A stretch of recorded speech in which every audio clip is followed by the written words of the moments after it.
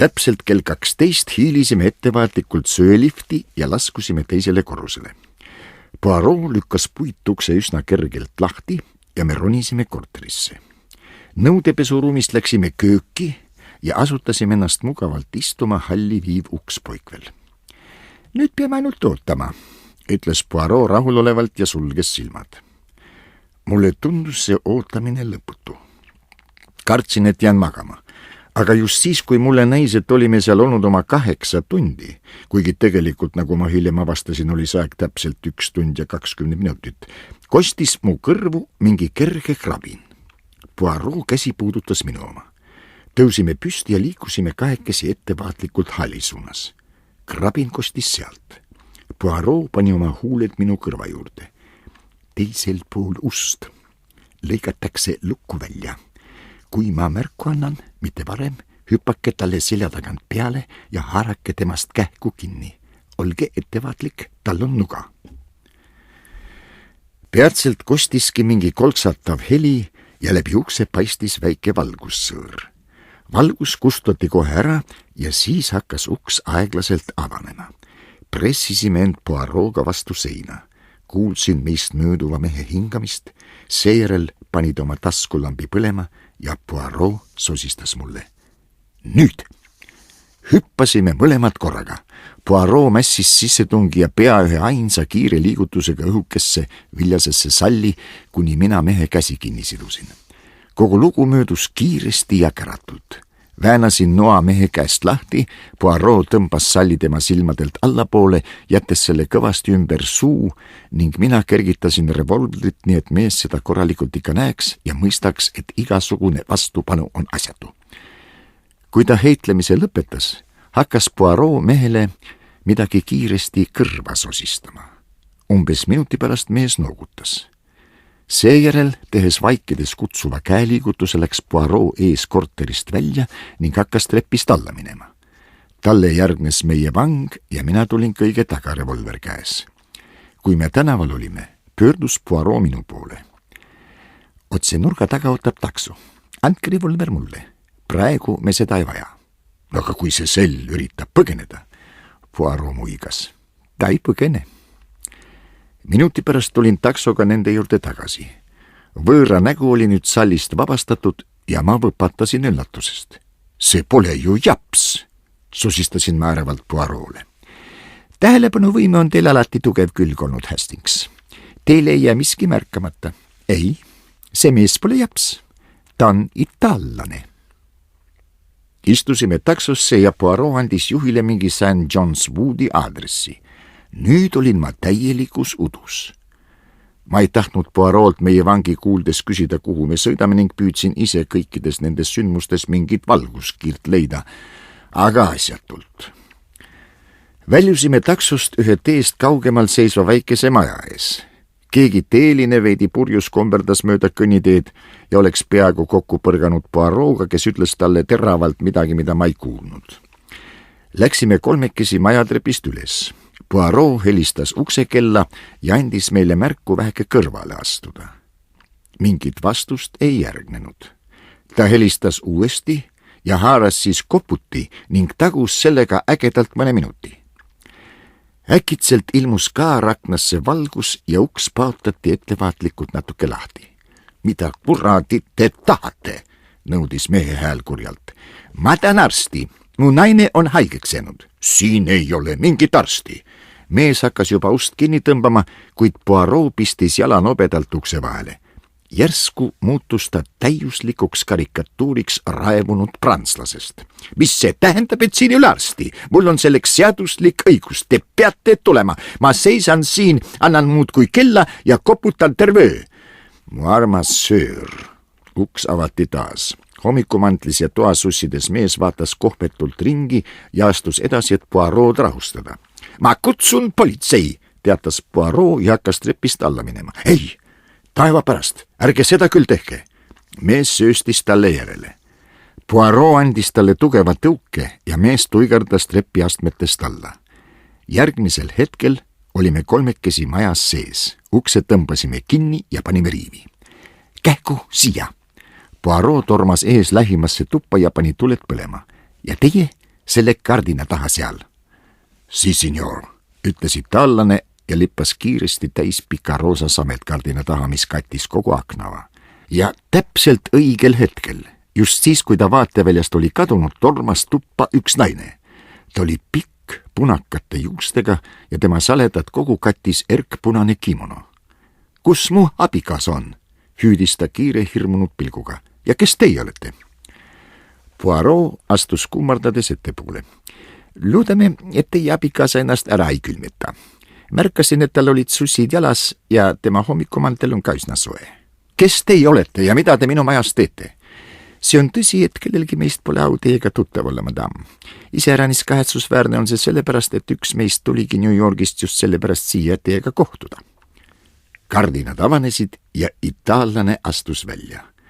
Oma õuduseks märkasin, et tal oli käes minu revolver, mille Poirot oli taksos kahtlemata hooletusse jätnud.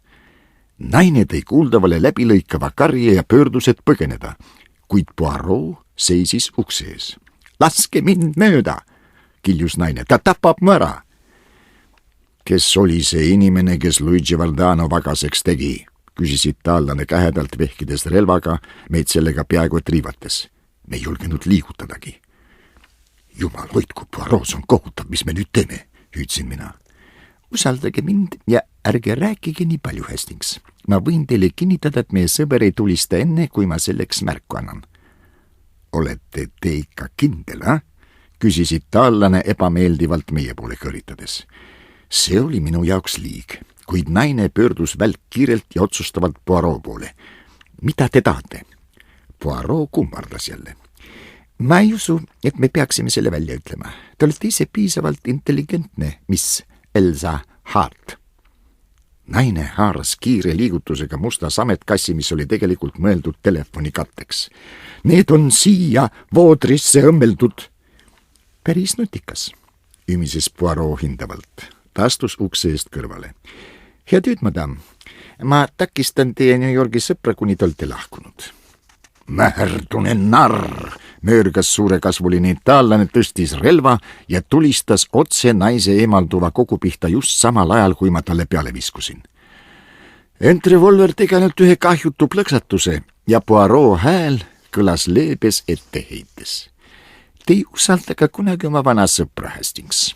Mulle ei meeldi, kui mu sõbrad kannavad laetud püstolid kaasas ja lihtsalt tuttavatel ei lubaks ma seda üldse teha. Ei, mon ami. See viimane oli mõeldud itaallasele, kes kähedalt vanduma hakkas. Poirot pöördus nüüd kergelt etteheitvalt toonil tema poole. Näete nüüd, mida ma teie heaks tegin. Ma päässin teid ju poomisest.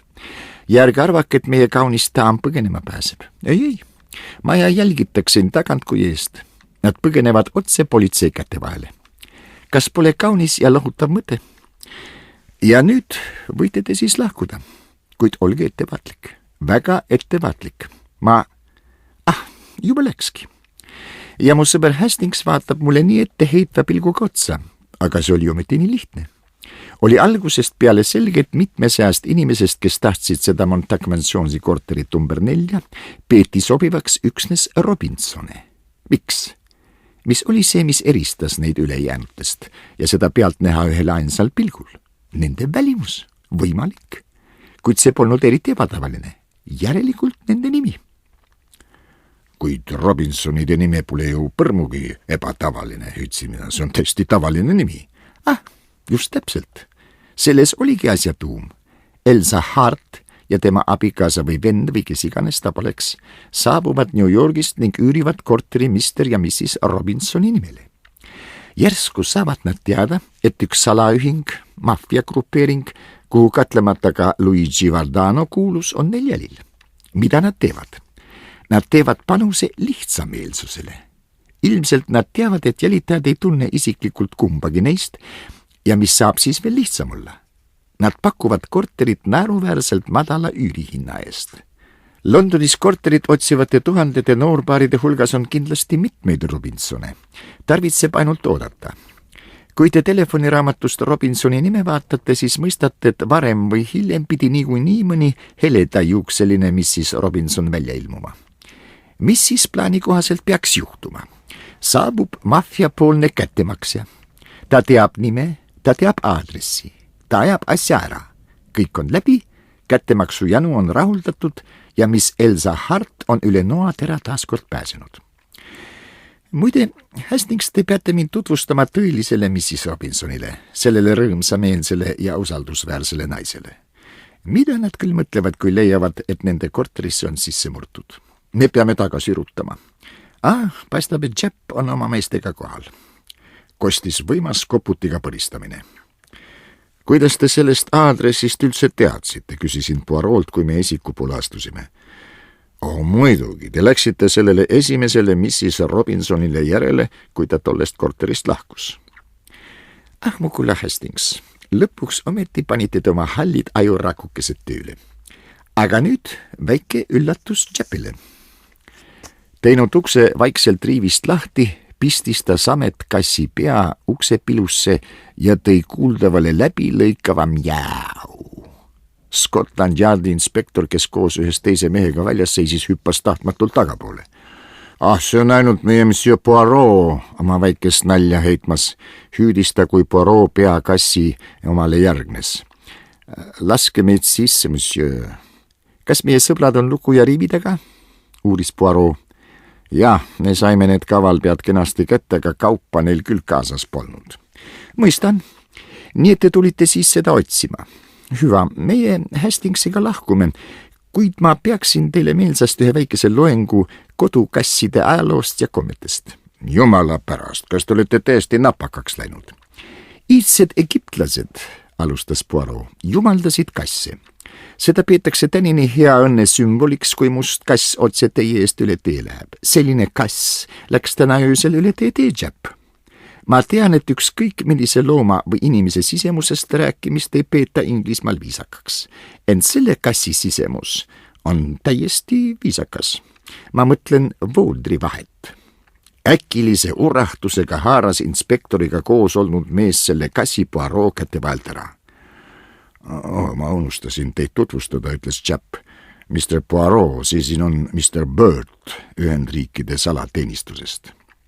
Ameeriklase treenitud sõrmed olid juba tabanud selle, mida ta otsis. Ta sirutas käe välja, kuid ei leidnud hetkeks sõnu. Siis seisis ta jälle oma ülesande kõrgusel. Mul on hea meel teiega tutvuda.